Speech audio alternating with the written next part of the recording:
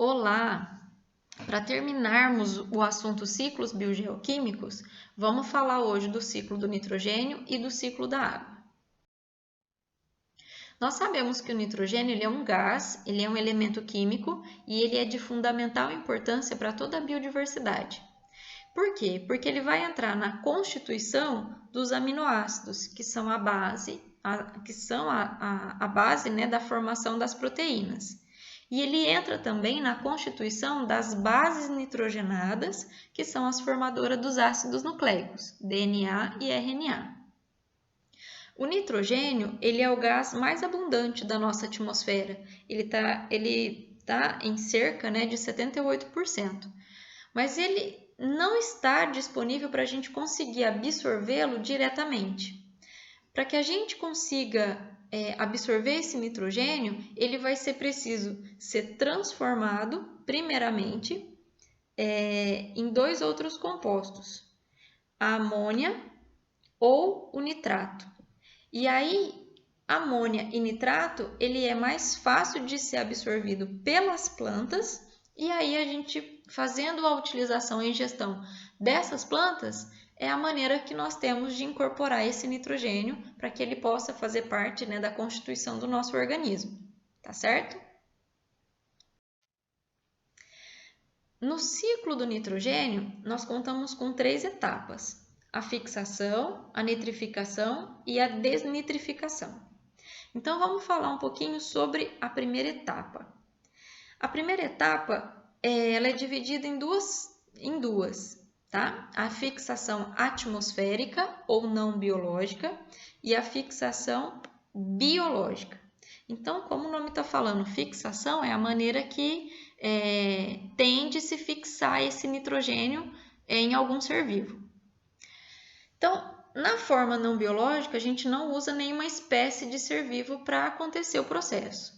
E na forma biológica, eu já tenho algum tipo de vida, né? Algum ser vivo participando, atuando no processo.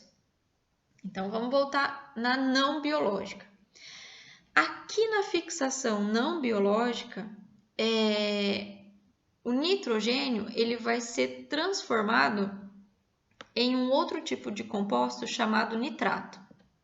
E essa transformação ela só vai acontecer quando tiver calor vindo, né, dos raios de tempestade.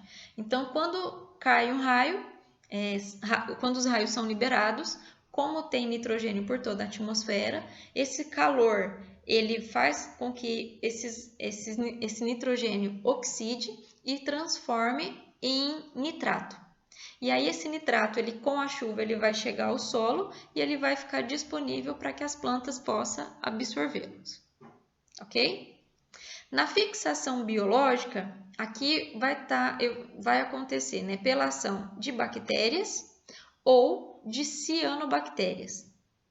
Normalmente, é mais comum a gente ver a atuação das bactérias e de um tipo específico, que é do gênero Rhizobium, tá certo? Na fixação biológica, então essas bactérias do tipo Rhizobium, elas vão conseguir transformar o nitrogênio em amônia ou amônio, ok? Existem plantações, nas plantações, né, de plantas classificadas como leguminosas, que são feijão, amendoim, as ervilhas, esse tipo de bactéria ela é colocado, né, no solo, e aí elas grudam na raiz das plantas e começam a formar um monte de bolinha, que são os nódulos. Nesses nódulos, né, eu tenho uma colônia de bactéria e elas vão ficar ali e vão conseguir tirar o nitrogênio que está ali no ar do solo.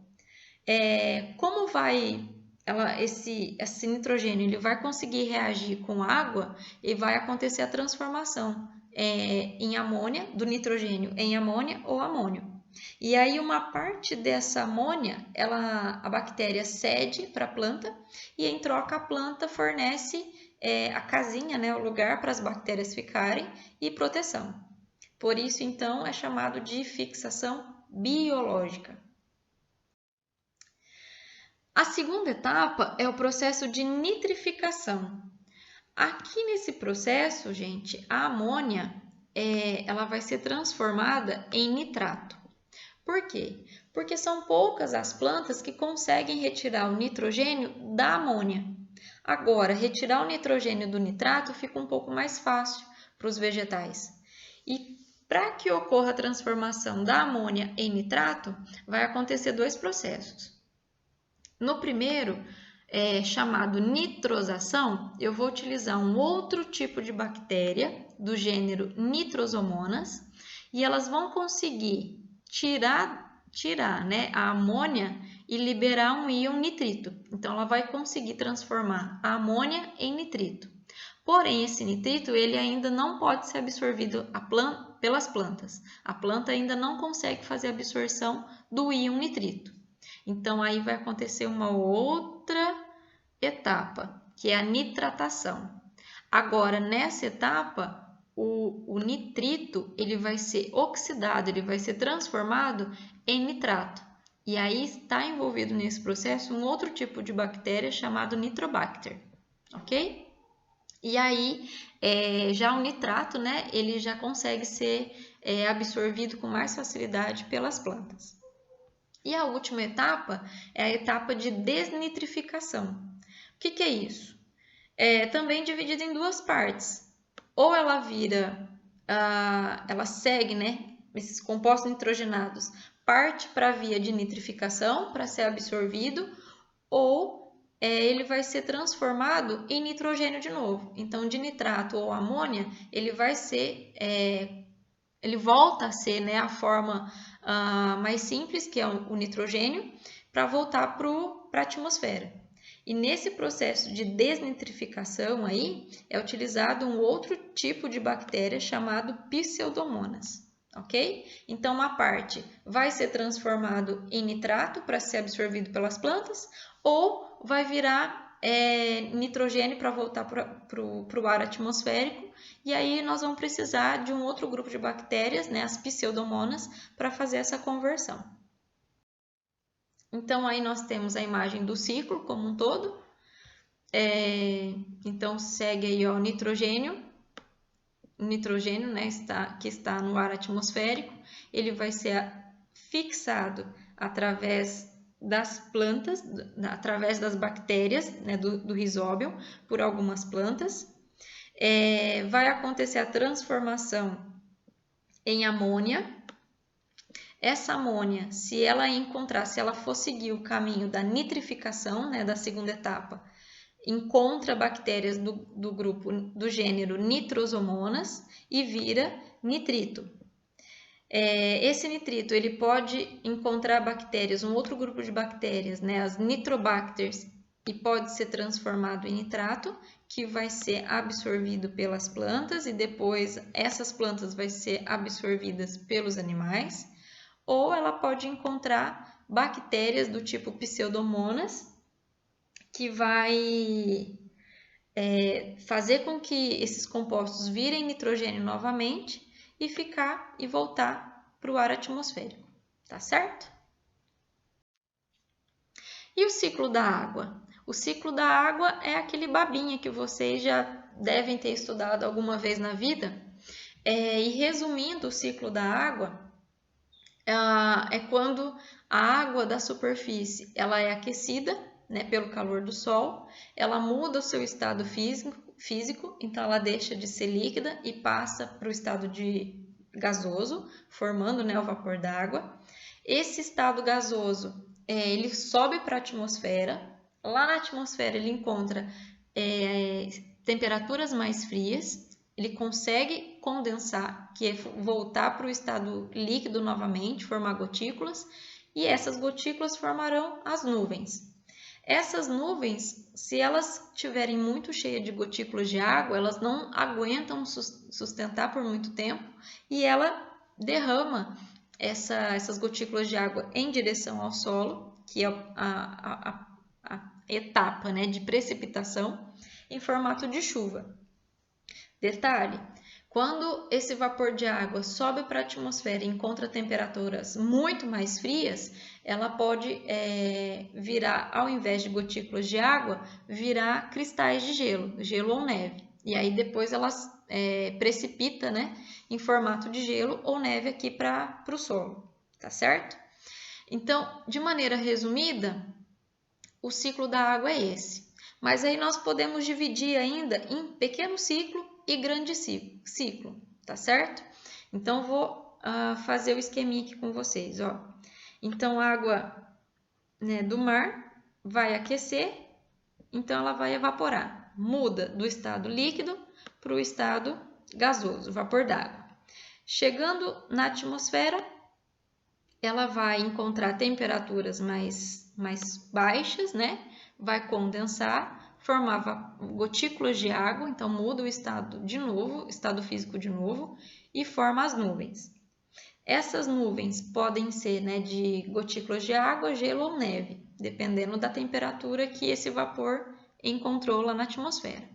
Formou nuvens, as nuvens estão carregadas, elas vão então precipitar, voltar essa água para a superfície da Terra, tá? Para os rios, para os mares, abastecer os mares, os rios novamente, tá? Então, evaporação, condensação, precipitação. Esse é o pequeno ciclo. Agora, no grande ciclo, vai acontecer a mesma coisa. Porém, gente, a água não vai... eu não levo em consideração aqui no grande ciclo apenas a água da superfície, mas a água também que sai das excretas, né, dos animais, do suor, das excretas, do xixi, das fezes dos animais e da transpiração dos vegetais também. Então, toda a água que sai do corpo dos animais e da planta, ela também evapora, né, juntamente com as águas superficiais.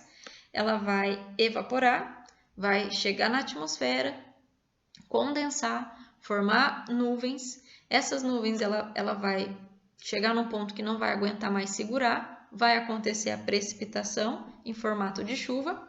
Essa água atinge a superfície e aí ela vai ser absorvida pelas plantas e pelos vegetais, ou essa água ela vai infiltrar no solo.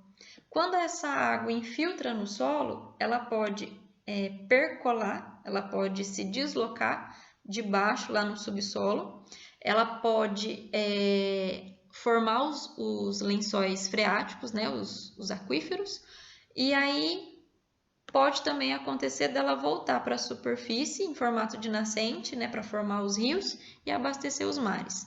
E aí o ciclo recomeça. Então, tanto no pequeno quanto no grande ciclo, acontece evaporação, condensação, precipitação. O que difere o grande ciclo do pequeno é que no grande ciclo também a água evaporada, ela também nós contamos, né, com a evaporação do que sai do corpo dos animais e das plantas, tá certo? E no grande ciclo, quando ela volta através de precipitação, ela pode infiltrar no solo ou ela pode ser absorvida pelas plantas e pelos animais, tá certo? Essa foi a aula de hoje. Muito obrigada e até a próxima!